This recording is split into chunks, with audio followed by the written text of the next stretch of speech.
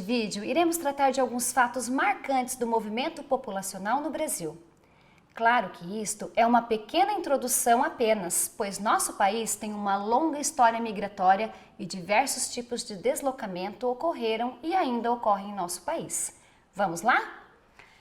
Veja só esta letra de canção, encontros e despedidas de dois músicos brasileiros muito importantes, o Milton Nascimento e o Fernando Brant.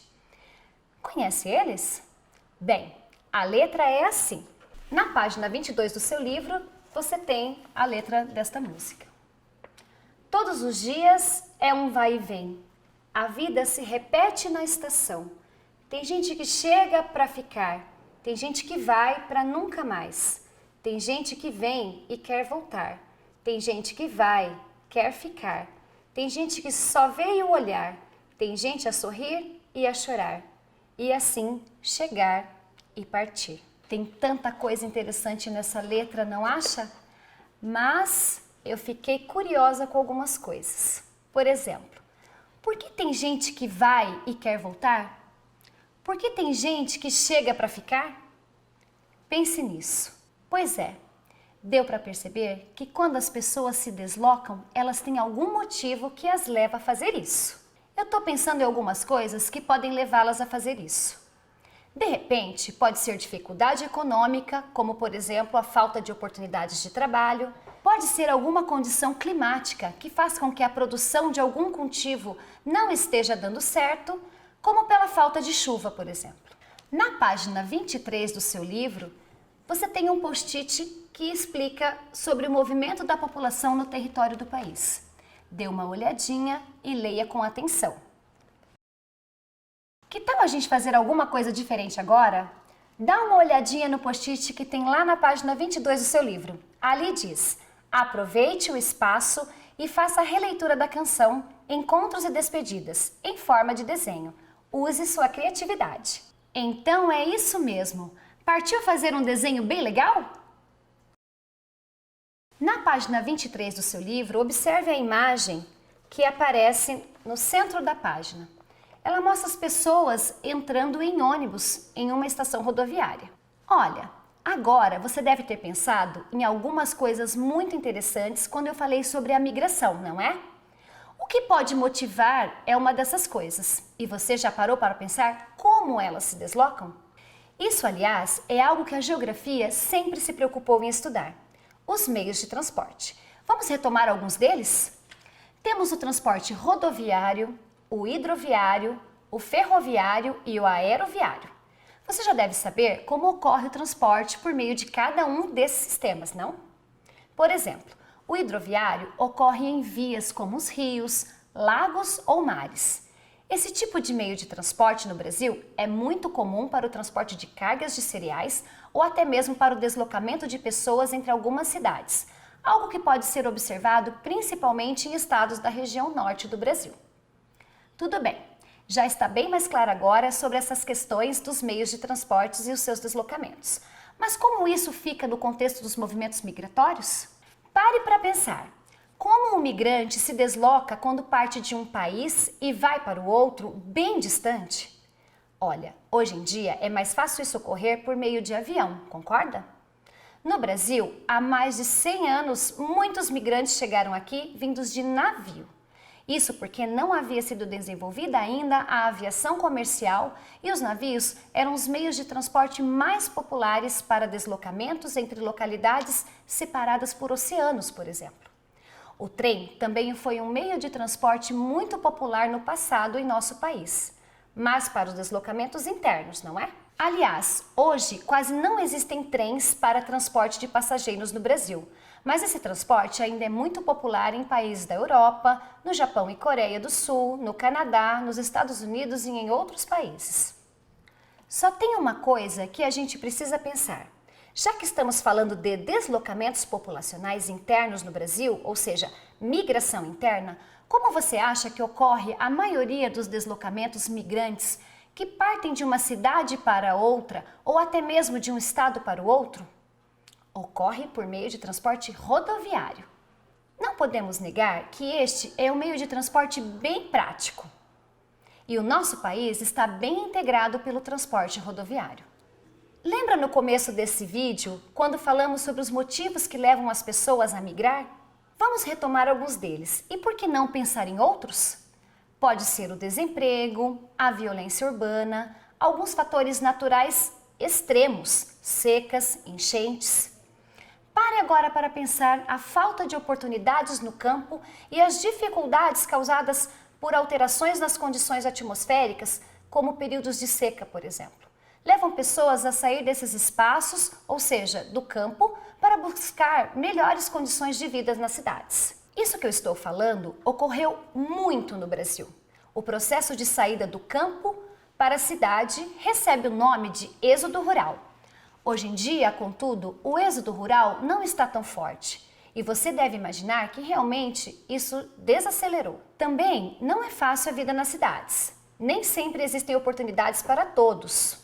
O custo de vida é muitas vezes alto. Hoje em dia tem também a questão da violência. Enfim, são muitos os fatores nas cidades que estão reduzindo o êxodo rural. Aliás, sabe de uma coisa bem curiosa?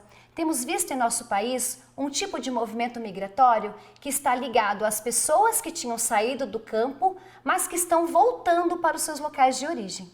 Ou seja, estão retornando para seus locais de origem. Sabe como chamamos esse movimento migratório? Tenta adivinhar. O nome é migração de retorno. Claro, retorno, porque refere-se a elas estarem retornando aos seus locais de origem. Simples tudo isso, não? As migrações internas ocorrem internamente no nosso território. As de retorno são aquelas que ocorrem quando as pessoas retornam aos seus locais de origem. Perceba como as próprias palavras nos ajudam a entender os significados de cada conceito. Creio que agora você já tem condições de resolver algumas atividades. Faça agora a questão 1 da página 28 do livro do aluno. Ela é uma pergunta muito legal, porque na realidade ela apresenta uma resposta a uma pergunta. Sua função é elaborar uma pergunta para esta resposta. É um movimento inverso. Ah, e tem mais, ainda não acabou. Que tal agora resolvermos nosso livro de atividades? Abram na página 6 e resolva as questões 11 e 12. Preste atenção nas imagens da questão 11. É apenas uma delas a resposta correta, ok? A questão 12 é bem simples. Ela precisa que você saiba o que são migrações internas e de retorno. Vou te ajudar agora. Vamos resolver juntos uma questão de nosso livro? Dá uma olhadinha lá na página 24 do seu livro, na seção Geografia na Prática. Os gráficos fornecem um monte de informações importantes para a gente entender diversos fenômenos geográficos. Este gráfico mostra a proporção de pessoas vivendo no campo e na cidade ao longo das décadas. Para fazer análise de um gráfico, é importante você observar a legenda e os números apresentados na lateral. Veja no gráfico, em 1940, como era a população brasileira. Quase 70% dos brasileiros viviam no campo. Na década de 60, isso já mudou. Tínhamos pouco mais de 50% da população em áreas rurais. E na década de 70, o que tem de diferente? Ah, a população urbana no Brasil já era maior do que a rural. E veja o que aconteceu nas décadas seguintes, em 2000 e 2010. Cada vez mais as pessoas estão vivendo nas cidades. Agora, faremos a resolução dos itens A até o D. Agora é com você. Eu acho que você já consegue agora resolver os itens A, B, C e D. No item A, pergunta-se como era a distribuição da população brasileira entre as décadas de 1940 e 1960. Veja no gráfico que a população rural era maior que a urbana. O item B pergunta em qual década a população urbana ultrapassou a população rural. Bem, vendo o gráfico, dá para perceber que na década de 1970 a população urbana brasileira já era maior do que a rural. No item C, que informação o gráfico revela sobre a década de 2010? Bem, é fato que a população urbana estava muito maior que a população rural. Aliás, sabe qual é o dado exato? Aí vai. 84% da população residia na cidade e 16% no campo. Observe na página 25, tem um post-it para você. Vamos resolver? Ah, e não esqueça da pergunta da letra D. Ela diz: você conhece pessoas que migraram da área rural para a área urbana? Se sim, converse com eles para descobrir o motivo de terem deixado o campo. Quero ver, hein? Capricha na sua pesquisa. Vamos encerrar com uma pequena revisão sobre as atividades de cada um dos setores da economia. Sabê-las ajuda muito a identificarmos o que é população do campo e das cidades. No setor primário, temos a agricultura, a pecuária e o extrativismo. Já no secundário, temos a indústria e a construção civil. No setor terciário, por fim, temos o comércio e os serviços, além da administração pública. Aliás, em que setores da economia trabalham seus familiares? Vamos perguntar para eles? Você sabia que entrevistas são como uma forma de obtermos informações sobre determinados assuntos ou temas que estamos pesquisando? Pois é isso que você irá fazer agora, uma entrevista. E como fará isso? Simples, dê uma olhada nas páginas 6 e 7 do seu livro de atividades. Lá tem a questão 13. Ela diz assim: entreviste um parente, um vizinho ou um amigo da família que tenha realizado algum tipo de migração. Faça as perguntas a seguir a essa pessoa e registre as respostas. E como você fará essa entrevista? Boa pergunta!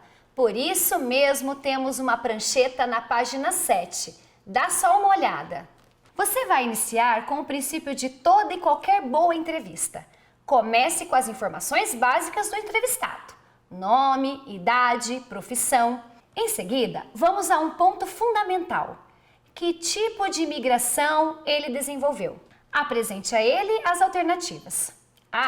Pode ser que você tenha que explicar o que é cada tipo de migração.